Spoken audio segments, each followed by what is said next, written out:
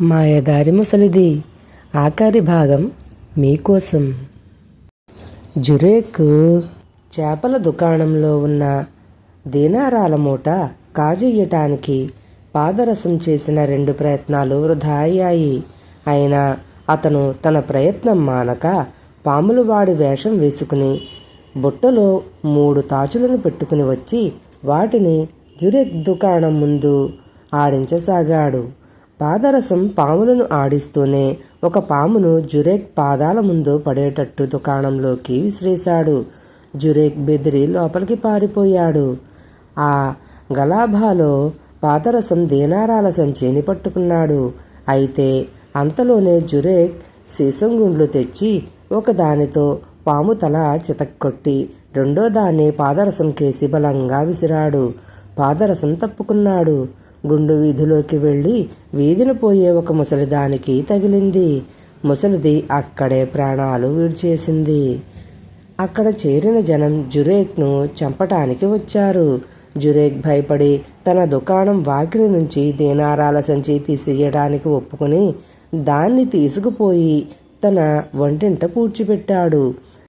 సంచితో పని అయిపోయింది గనక అందులో ఉన్న డబ్బు తమ కొడుకు పుట్టినరోజుకు ఖర్చు చేద్దామని జురేక్ భార్య అన్నది. అందుకు జురేక్ ఒప్పుకోలేదు.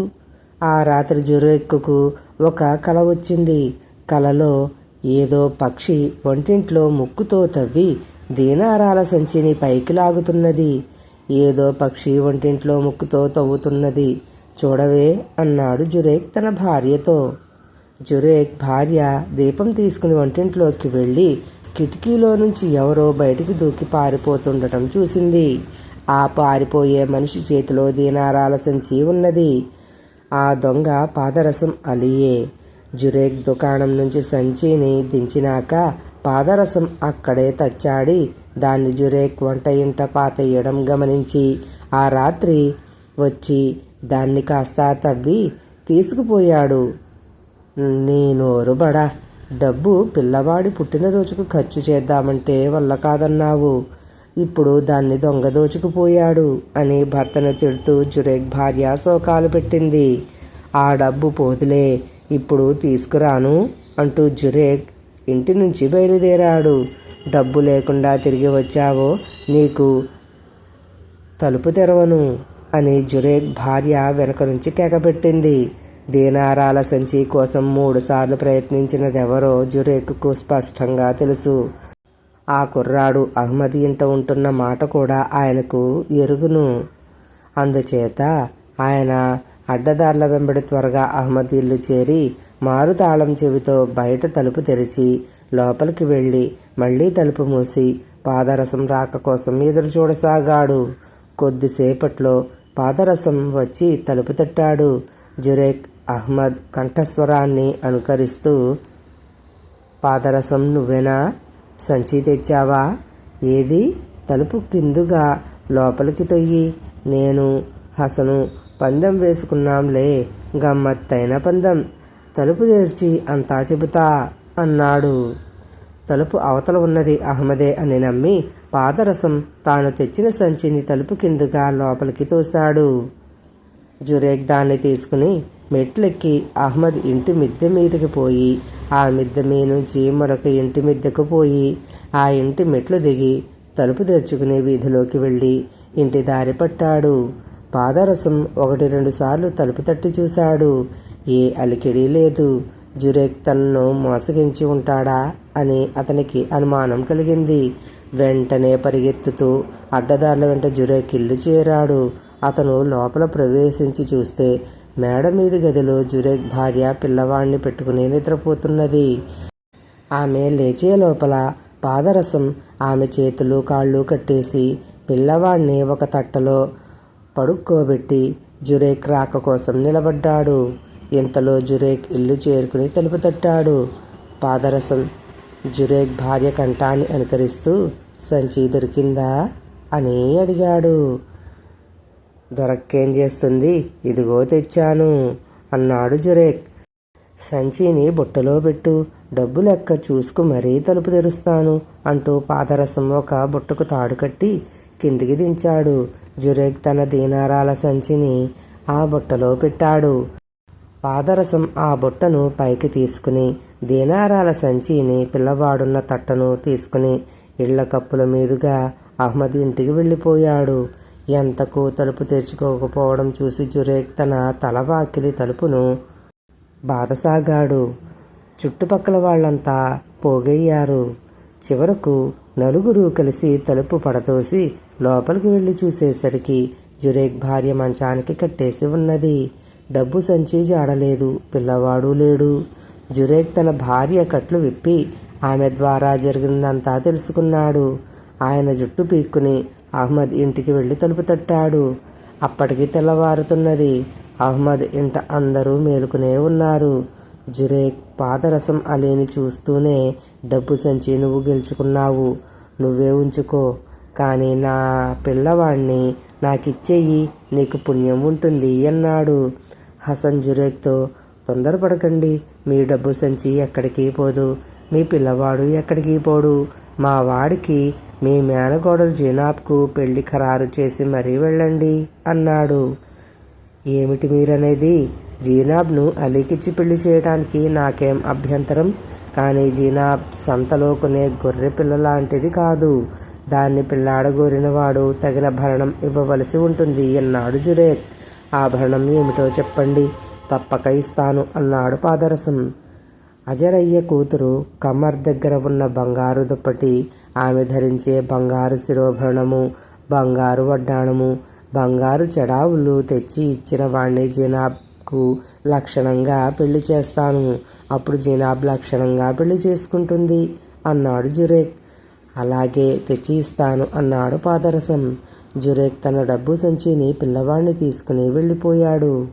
హసన్ పాదరసం కేసి తిరిగి, నువ్వు ఈసారి తలకు మించిన పని మీద వేసుకున్నావు. అజరయ్య అంటే ఏమిటనుకుంటున్నావు? అతను మంత్రాలు చేతబడులు చేయగలవాడు. అతనికి భూత పిశాచాలు పలుకుతాయి. అతను తన ఇంటిని బాగ్దాదు నగరం వెలుపల వెండి బంగారు ఇటుకలతో కట్టించాడు. అతను పగలల్లా నగరంలో వడ్డీ వ్యాపారం చేసి రాత్రి ఇంటికి వస్తాడు. రాత్రిపూట అతను ఇంట్లో ఉన్నప్పుడు తప్పిస్తే అతని ఇల్లు ఎవరికీ కనిపించదు. రాత్రివేళ అతను ఇంటికి రాగానే గవాక్షంలో నిలబడి ఒక బంగారు పళ్ళెంలో తన కుమార్తె బంగారు దుప్పటి ఉంచి చేత పట్టుకుని ఇరాక్, ఇరాన్, అరేబియాల్లో గల ఏ గజ దొంగ అయినా సరే దీన్ని చేతనైతే కాజేయవచ్చు అని ప్రకటిస్తాడు. ఎంతమందో గజ దొంగలు ఆ దుప్పటి కాజేయాలని ప్రయత్నించి నాశనమైపోయారు. నిన్ను కూడా నాశనం చేయాలనే ఉద్దేశంతోనే జురేక్ ఈ పెటకం పెట్టాడు అన్నాడు. మాట ఇచ్చేశాను. జీనాబ్ను పెళ్లి కూతుర్ని చేసినప్పుడు ఆ బంగారు దుప్పటి కప్పి, బంగారు శిరోభరణం పెట్టి, బంగారు వడ్డాణం చుట్టి, బంగారు చెడావులు తొడిగి నేను మరీ పెళ్ళాడతాను అన్నాడు పాదరసం ధైర్యంగా. అతను అప్పటికప్పుడే బయలుదేరి నగరంలో ఉన్న అజరయ్య దుకాణానికి వెళ్ళాడు. అజరయ్య దుకాణం మూసేదాకా అతను దూరంగా వేచి ఉన్నాడు. అజరయ్య బంగారాన్ని తూయించి సంచులలో పెట్టి గాడిద మీద వేయించి దుకాణం మూసి ఆ గాడిదనికి బయలుదేరగానే పాదరసం ఆయన వెనుకగా నగరం వెలుపలికి వెళ్ళాడు. అజరయ్య ఒకచోట ఆగి తన చేతి సంచిలో నుంచి ఒక ఇసుక తీసి మంత్రించి గాలిలో చెల్లాడు. వెంటనే ఆయన ఎదుట ఒక భవనం ప్రత్యక్షమయ్యింది. అదే వెండి బంగారు ఇటుకలతో కట్టిన భవనం. అజరయ్య గాడిదతో సహా భవనం ప్రవేశించాడు. కొంతసేపయ్యాక ఆయన కిటికీ వద్ద కనిపించాడు. ఆయన చేతిలో ఒక బంగారు పళ్ళెము, అందులో ఒక బంగారు దుప్పటి ఉన్నాయి. ఆయన పళ్ళెం పట్టుకుని, ఇరాక్, ఇరాన్, అరేబియాల్లో గల గజ దొంగలారా పిలిచి ఆమెను పెళ్ళాడండి అని కేక పెట్టాడు. అజరయ్యను మంచిగా అడిగి ఆ వస్తువులు తీసుకుందామని పాదరసం అలీకి తోచింది. అతను కింది నుంచి, అయ్యా, తమతో కాస్త మాట్లాడాలి అన్నాడు. పైకి రా అన్నాడు అజరయ్య. పాదరసం పైకి వెళ్ళి అజరయ్యకు తన సమస్య గురించి తెలిపాడు. అజరయ్య గట్టిగా నవ్వి, పాదరసం చెయ్యి తీసుకుని పరీక్షించి నీకు ప్రాణం మీద ఆశ ఉంటే ఈ ప్రయత్నం మానుకో. నిన్ను చంపించాలనే ఎవరో నీకు ప్రేరణ కలిగించారు. అయితే నీకు నాకన్నా హెచ్చు ఆయుర్దాయం ఉన్నది. లేనట్లయితే నిన్ను ఈ క్షణంలోనే చంపి దూరంగా పారేసి ఉండేవాణ్ణి అన్నాడు. పాదరసం మండిపడి కత్తి దూస్తూ, నేనడిగినది ఇస్తావా లేక నీ ప్రాణం తీసేదా అన్నాడు. ఆ చెయ్యి పడిపోవాలి అన్నాడు అజరయ్య. మరుక్షణం పాదరసం కుడి చెయ్యి చచ్చుబడింది. అతను కత్తిని ఎడమ చేతిలోకి తీసుకున్నాడు. కానీ అజరయ్య దాన్ని కూడా చచ్చుబడిపోయేటట్టు చేశాడు. ఇకనైనా నీ ఆలోచన వదులుకుంటావా అన్నాడు అజరయ్య పాదరసంతోటి. నాకా దుప్పటి నగలు కావాలి అన్నాడు పాదరసం మొండిగా. అలా అయితే గాడిదవై వాటిని మొయ్యి అంటూ అజరయ్య పాదరసం మీద నీరు చెల్లాడు. పాదరసం గాడిదగా మారిపోయాడు. మన్నాడు అజరయ్య తన దుకాణానికి పాదరసం అలేని తోలుకుపోయాడు. సాయంకాలం ఇంటికి తిరిగి వచ్చినాక అతన్ని మళ్ళీ మనిషిని చేసి వృధాగా చెడిపోక ఇంటికి పో.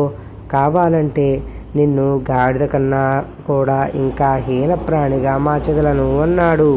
ఈ మాట విని పాదరసం భయపడ్డానికి మారుగా ఉద్రేకం చెంది అజరయ్య పైన కలియబడ్డాడు.